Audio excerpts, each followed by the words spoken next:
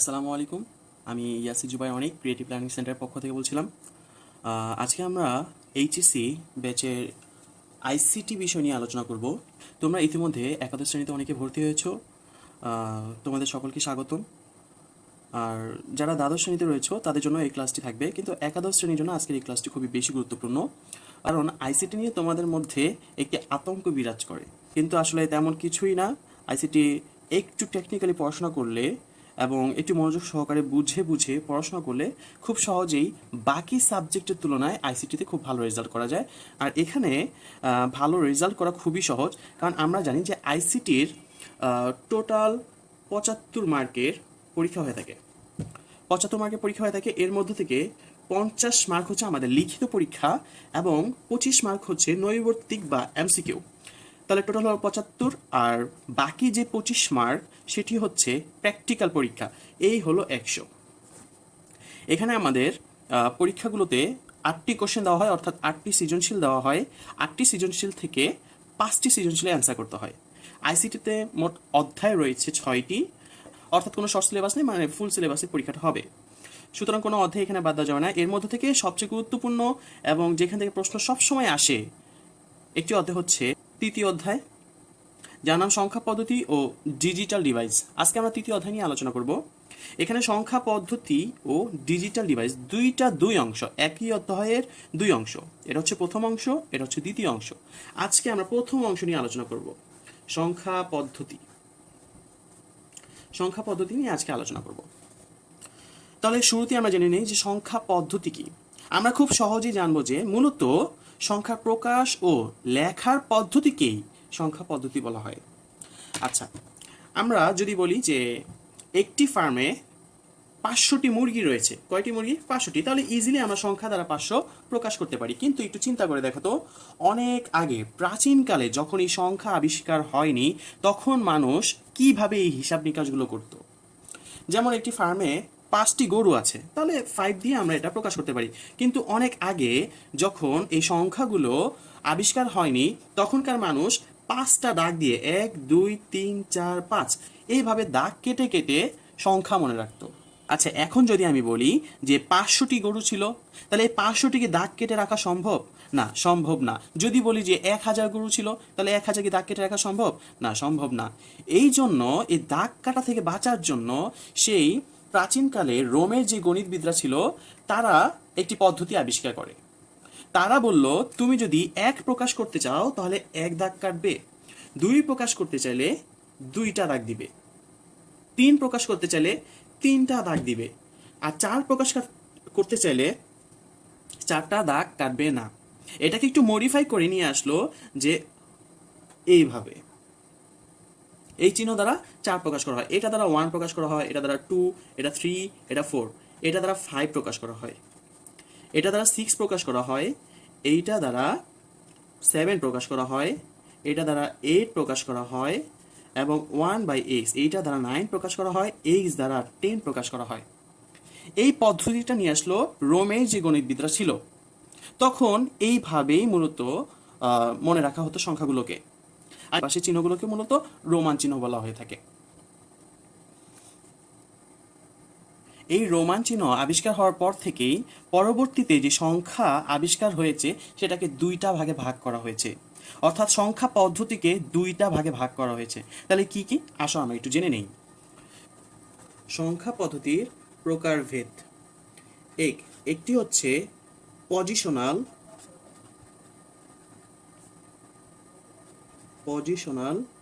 সংখ্যা পদ্ধতি,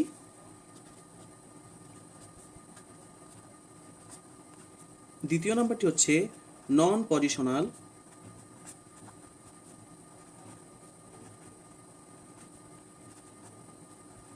সংখ্যা পদ্ধতি। একে স্থানিক সংখ্যা পদ্ধতিও বলা হয়, আবার একে অস্থানিক সংখ্যা পদ্ধতিও বলা হয়। অর্থাৎ পজিশনাল শব্দটা হচ্ছে ইংরেজি শব্দ, তাহলে স্থানিক সংখ্যা পদ্ধতি, আর এটা হচ্ছে অস্থানিক সংখ্যা পদ্ধতি। স্থানিক সংখ্যা পদ্ধতি অথবা অস্থানিক সংখ্যা পদ্ধতিটা মূলত কি? যেমন আমি যদি এখানে 2 লিখি, এটাকে আমরা বলবো যে 2। যখন আবার এখানে আরেকটা 2 দিব, তখন বলবো 22। এরপর যখন আবার 2 দিব তখন বলবো আমরা 222। আবার যদি সামনে আমরা আরেকটা 2 দিই হয়ে গেল 2222।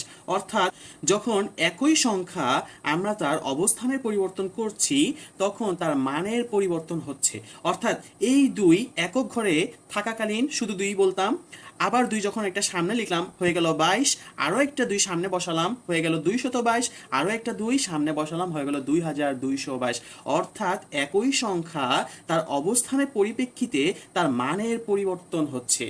যখন একই সংখ্যা তার অবস্থানের পরিপ্রেক্ষিতে তার মানের পরিবর্তন হবে তাকে আমরা বলবো স্থানিক সংখ্যা পদ্ধতি, অর্থাৎ পজিশনাল সংখ্যা পদ্ধতি। তাহলে এই পদ্ধতিটা কি? এটা হচ্ছে পজিশনাল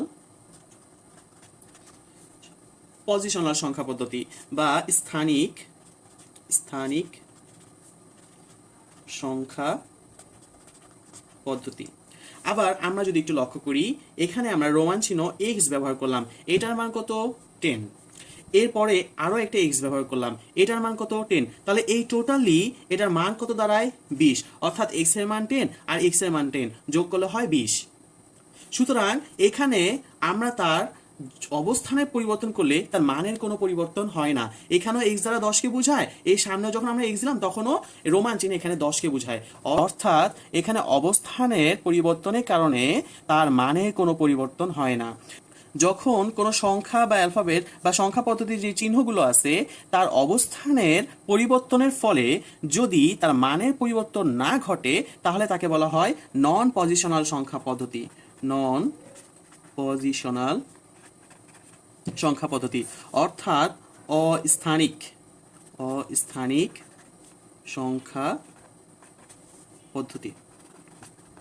আবার একটু দেখে নিই, যখন কোনো সংখ্যার অবস্থানের পরিবর্তনের ফলে তার মানের পরিবর্তন হয় তাকে পজিশনাল সংখ্যা পদ্ধতি বলে, আর যখন কোনো সংখ্যার অবস্থানের পরিবর্তনের ফলে তার মানের কোনো পরিবর্তন হয় না তাকে নন পজিশনাল সংখ্যা পদ্ধতি অথবা অস্থানিক সংখ্যা পদ্ধতি বলা হয়।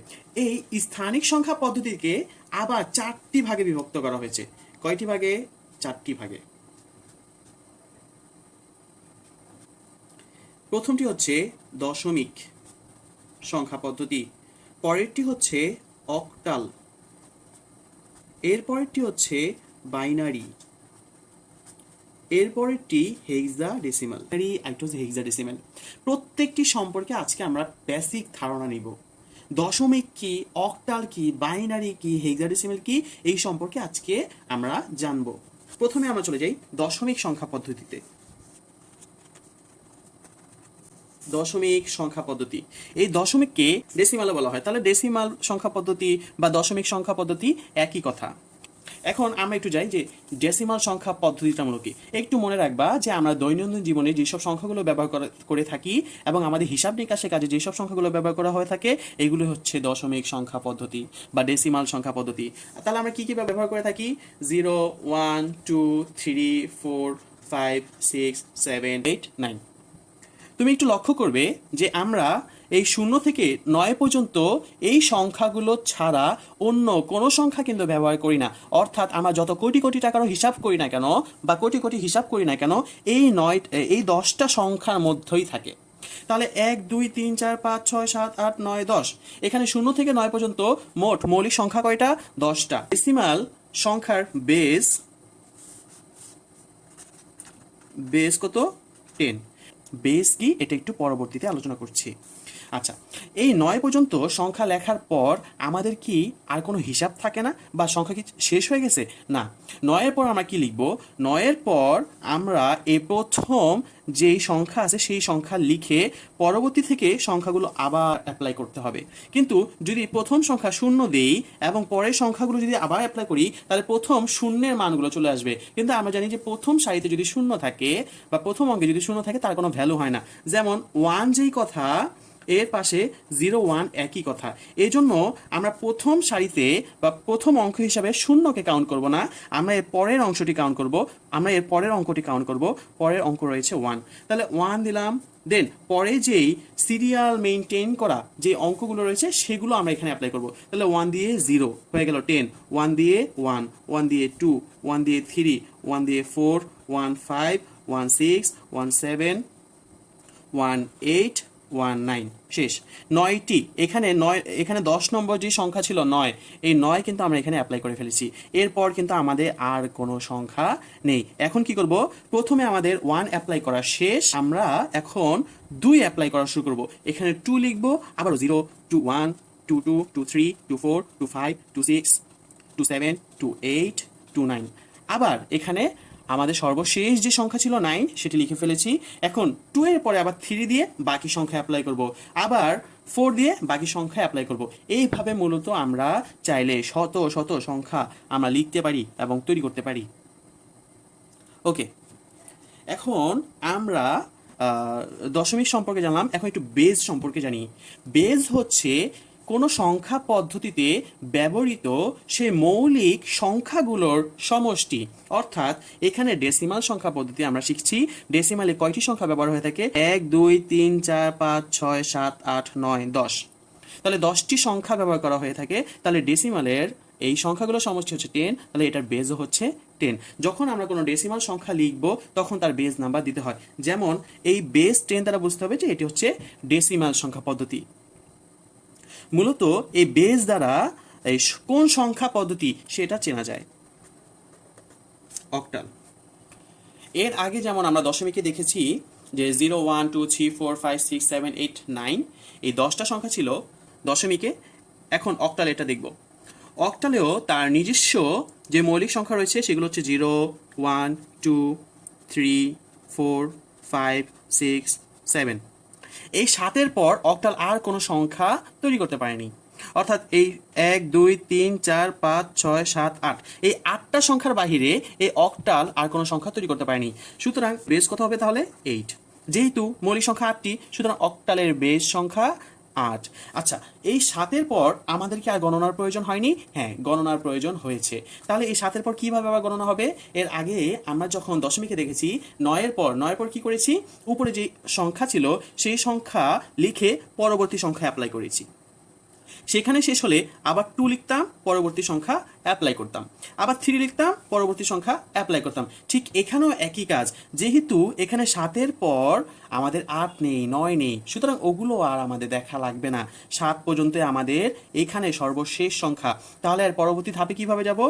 1 0। এর পরবর্তীতে কি হবে? 1 1, আবার 1 10। এই যে 7 লিখে ফেললাম, 7-এর পর কি আর কোনো মৌলিক সংখ্যা আছে? না, নাই। তাহলে কি করতে হবে? এখানে 1 অ্যাপ্লাই করা শেষ, এখন আমরা 2 অ্যাপ্লাই করব। 2, তাহলে 2 0 2 1 2 2 2 3 2 4 2 5 2 6 2 7। আচ্ছা, মৌলিক সংখ্যা 7 কিন্তু লিখে ফেলেছি। 7-এর পর কি আর কোনো মৌলিক সংখ্যা আছে? না, নাই। তাহলে আবার কি করতে হবে?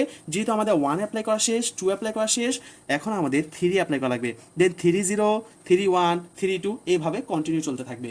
যখন আবার 3 7 লিখবো তখন কিন্তু 7 আমাদের আবার শেষ সংখ্যা, তাহলে আবার 4 দিয়ে অ্যাপ্লাই করতে হবে। তাহলে এই ক্ষেত্রে আমরা দেখি যে অক্টালে 7-এর পরের সংখ্যা হচ্ছে 10, আবার 17-এর পরের সংখ্যা হচ্ছে 20। মৌলিক সংখ্যা হচ্ছে এই 8টি, এই 8টির বাইরে আর কোনো সংখ্যা নাই। সুতরাং অক্টালে 8 এবং 9 এগুলো কিন্তু অ্যালাউ না, এগুলো টোটালি বাদ। ওকে, আশা করি অক্টাল সম্পর্কে জেনেছো। তাহলে অক্টালে যদি আমরা একটা উদাহরণ দেই, এক্সাম্পল যদি একটু দেই, এখানে এক্সাম্পল হবে যেমন 7 5 3, তাহলে বেস হবে কত? 8। তাহলে এটি ঠিক অক্টাল সংখ্যা। এখন আমি এই অক্টাল সংখ্যা কি এটা লিখতে পারি যে 953? কখন লিখতে পারি না, কারণ আমাদের অক্টালে এই 9 সংখ্যাটাই নাই, সুতরাং এটা লেখা যাবে না। ওকে, এখন আমরা চলে যাব হেক্সাডেসিমেলে।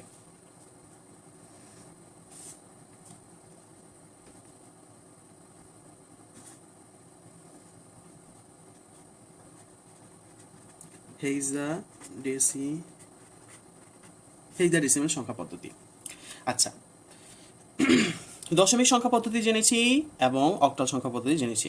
দশমিকে ছিল 10টা মৌলিক সংখ্যা এবং অক্টালে ছিল 8টা মৌলিক সংখ্যা। এখন আমরা একটু হেক্সাটা সম্পর্কে জানি। তাহলে হেক্সাতেও 0 1 2 3 4 5 6 7 8 9। একটা হচ্ছে A B C D E F। এখানে এ দ্বারা 10কে বোঝায়, বি দ্বারা 11কে বোঝায়, সি দ্বারা 12কে বোঝায়, ডি দ্বারা 13কে বোঝায়, ই দ্বারা 14কে বোঝায়, এফ দ্বারা 15কে বোঝায়। অর্থাৎ হেক্সা মৌলিক সংখ্যা হচ্ছে 1 2 3 4 5 6 7 8 9 10 11 12 13 14 15 16টি। তাহলে মৌলিক সংখ্যা যেহেতু 16টি, আমরা জানি যে কোনো সংখ্যা পদ্ধতি মৌলিক সংখ্যা সমষ্টিকে বলা হয় বেজ নাম্বার। তাহলে হেক্সাডেসিমেলের বেজ কত হবে? 16। আচ্ছা, এখন এই এফ এর পর কি আর কোনো সংখ্যা আবিষ্কার হয়নি? হ্যাঁ, হয়েছে। তাহলে এফ এর পরে কি সংখ্যা আবিষ্কার হয়েছে? এখানে আমরা একটু লক্ষ্য করলে দেখতে পাই যে 7 এর পর কি দিতাম? 1 0 দিয়ে শুরু হয়েছে। ঠিক একইভাবে এই এফ এর পর আবারও উপরে 1 0 1 1 1 2, আবার এক থেকে 1 3 1 4 1 5 1 6 1 7 1 8 1 9। এই 1 9 এর পরে কি হেক্সাডেসিমাল মৌলিক সংখ্যা শেষ হয়ে গেছে? না, যায়নি। কিন্তু এখানে কিন্তু আরও 6টি মৌলিক সংখ্যা আছে। অর্থাৎ 1a 1b 1c 1d 1e 1f।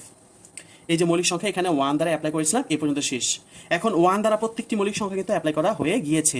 এখন 1 দ্বারা শেষ হলে কি করতে হবে? আবার সিরিয়াল অনুসারে 2 দ্বারা আবার অ্যাপ্লাই করতে হবে। তাহলে এই যে 2 0 2 1 2 2 2 3 2 4 2 5 2 6 2 7 2 8 2 9 9 সংখ্যা কিন্তু এ পর্যন্ত শেষ হয়নি।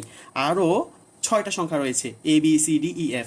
আবার 2a 2b 2c 2d 2e 2f। এখন কিন্তু শেষ। যেহেতু 2 দ্বারা আবার মৌলিক সংখ্যাগুলো অ্যাপ্লাই করা শেষ, আবার 3 দিয়ে শুরু করতে হবে। এইভাবে কন্টিনিউ চলতে থাকবে। সর্বশেষ আমাদের বাইনারি সংখ্যা। এই বাইনারি সংখ্যা পদ্ধতিকে আবার মেশিন ভাষা বলা হয়ে থাকে। কারণ কি? আচ্ছা, এটাকে কম্পিউটারের ভাষা বা মেশিন ভাষা বলা হয়ে থাকে।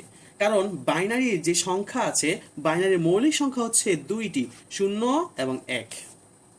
আর আমরা জানি কম্পিউটারের যে নিজস্ব ভাষা রয়েছে তাকে মেশিন ভাষা বলা হয়।